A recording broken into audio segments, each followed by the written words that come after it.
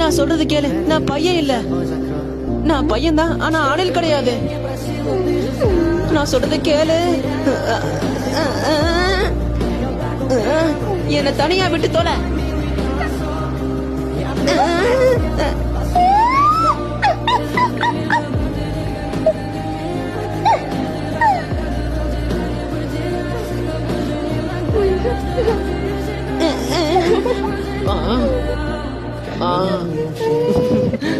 நான் தான் சொன்னேன்ல, நான் அணில் இல்ல, நான் பையன்.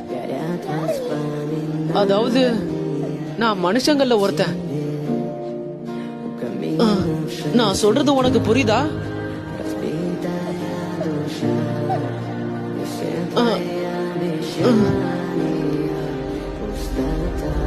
உனக்கு காதலை பத்தி தெரியல, அது ரொம்ப சக்தி வாய்ந்தது.